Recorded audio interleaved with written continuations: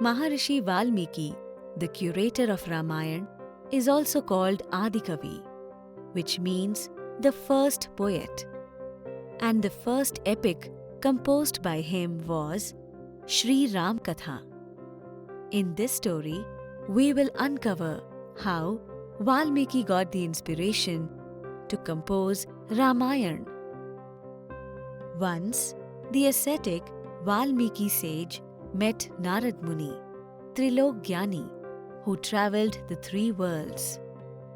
Valmiki ji asked Narad Muni, Devarshi, at this time in this world, who is the virtuous, the righteous, the heroic, the grateful, the truthful, the benevolent, the scholar, the capable, the patient, the one who controls the anger, the brilliant, the devoid of jealousy, and the one who frightens even the gods in battle? O Maharshi, do you know such a man? Please tell me about him. Hearing the words of Valmiki, Narad Muni was pleased and said, O Munivar, all the qualities that you have talked about are very rare to see in one man. But let me tell you about one such virtuous man. Listen carefully. Saying so, Narad Muni narrated the story introducing Sri Ramchandra, born in the Ikshvaku dynasty, to sage Valmiki. He told how Sri Ram was born in Ayodhya as the son of Maharaja Dashrath, how he helped Brahma Rishi Vishwamitra in his yajna, how he was married to Janaki, the daughter of Mithila king Maharaja Janak, and how, because of his stepmother Kaikeyi, he had to go into exile. Narad Muni told Valmiki about the abduction of Ma Sita by Ravan, and how Ram and Lakshman met Hanuman, their friendship with Sugriv, and the search for Sita with the help of Sugriv, the bridge being built by Nal, and how Lankapati was killed. After hearing this story from Devarshi Narad, Valmiki worshipped him along with his disciple Bharadwaj. After that, Narad Muni left for heaven. After bidding farewell to Narad Muni, Rishi Valmiki, along with his disciple, reached the banks of Tamsa river, located at a short distance from the river Ganga. There, they took a bath in the cold water of the river and started roaming when they saw a pair of melodious crane birds. At that very moment, a hunter killed the male bird from the pair.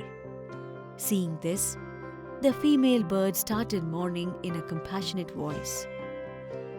Seeing the female crane mourning like this, these words came out of Valmiki's mouth unintentionally. Ma nishad pratishtham tvam agmaha shashvatiha samaha yat kranch mithunade kam vadiha kam mohitam. Which means, O hunter, you have killed this passionate crane bird.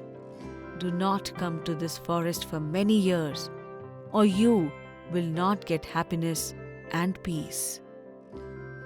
After saying this, Valmiki ji wondered what he had uttered after being mournful for the bird. And he also told this to his disciple Bharadwaj. Look, what came out of my mouth due to mourning. It had 4 pads, and each pad had the same syllables and can be sung on veena also. It will be called a shlok, as I uttered them during the morning, and because of this, my fame will increase. After listening to Valmiki ji, Bharadwaj ji happily learned the very first shlok, and both of them went back to their ashram. One day, Brahmadev came to the ashram of Rishi Valmiki. Seeing Brahmadev, Valmiki ji honored him and worshipped him appropriately and asked him to take a seat. Brahmadev asked Valmiki to sit on the seat near him. At that time, Valmiki ji was thinking only about the words that came out of his mouth after being disturbed by the pain of the crane. Seeing him so worried, Brahmadev said, "Rishi Shresht, you have composed this verse. It has come out of your mouth because of my inspiration. Now, through this, describe the story of Shriram that you have heard from the mouth of Narad Muni. By my grace, all the direct and secret accounts of Shri Ramchandra, Lakshman ji, and Janaki ji will be visible to you directly, and nothing said by you in this poem will be false. As long as there are mountains and rivers on this earth, the story of Shri Ramchandra will be told in this world." Pitama blessed Rishi Valmiki and then disappeared. Maharishi Valmiki, with the blessings of Brahmadev, began to see the life of Shri Ram through the power of yoga, as if it was happening in front of him. Thus, Valmiki ji composed 24,000 verses and 500 cantos.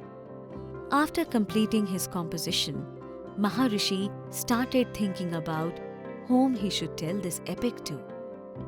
Just as Maharishi Valmiki was thinking, Kush and Love came and touched his feet. Valmiki ji got those two children to memorize the poem composed by him, and he named it Paulasthyavad. Kush and Love would sing that poetry in a very melodious voice in front of sages and saints, who, after hearing it, would become emotional. Once, they were singing and passing through the road near the palace where Shri Ramchandra saw them and brought them with him inside the palace. He asked Love and Kush to sing a song in front of his brothers Bharat, Lakshman and Shatrughna, and in front of the whole court filled with ministers and advisors.